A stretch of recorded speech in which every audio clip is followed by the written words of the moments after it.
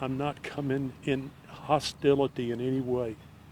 I come with trying to be the peacemaker, and that's all I want. I just want to be a peacemaker. Let's all get along here.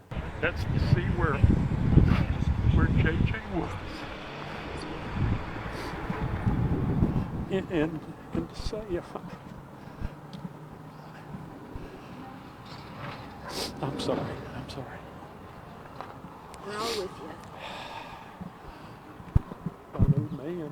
Yeah, Kelly and Bob, and first of all, I actually want to say just a couple of minutes ago, JJ's grandparents, Kay and Larry Woodcock, just showed up here to the home getting a first look at this area, and we had a chance to briefly hear from Larry, and we'll show you guys, what they had to say coming up in our show, but obviously a very emotional moment this evening hearing from them as they're coming out here now facing the reality of what happened to these children. In the meantime, the sheriff's office still has a vehicle out here this evening on the property. They've still got the area roped off. They did, however, let the Daybell children back into the home this evening. With Chad in jail, the FBI and police gone. The Daybell family wastes no time packing up and moving furniture out of the house. Investigators have cleared out the area where they recovered remains, confirmed by family as belonging to JJ and Tylee, across the street. We've been very concerned the whole time for JJ and Tylee. Matthew Price has been watching as law enforcement spent 2 days digging, looking for evidence in an area of the yard Matt recognized now that he thinks back. We noticed they were having a few bonfires that were kind of out of the ordinary. So they had a big bonfire last fall, and they had 2 or 3 big bonfires this spring.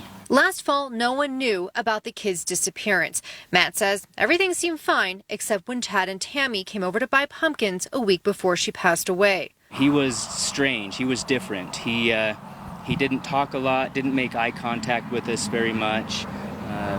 Normally he would. Eventually, Matt learned about Tylee and JJ and the investigation into Chad Daybell, his new wife Lori Vallow Daybell, the children's mother.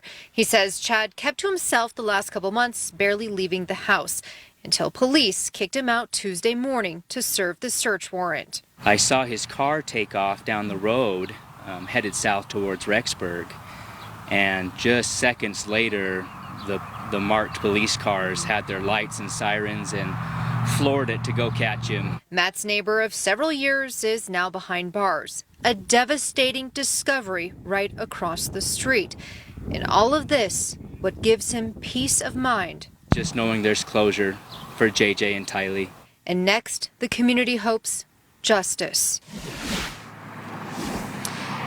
And of course, some of that closure coming with Kay and Larry coming out here this evening. We are going to show you coming up, what Larry had to say. But one thing he did say is in coming out here tonight, he didn't come out here to harass the family or confront the family in any way. He said right now it's about mending fences. And you could see in their faces, they're still just taking in this devastation, this pain, this reality that they're now feeling with JJ.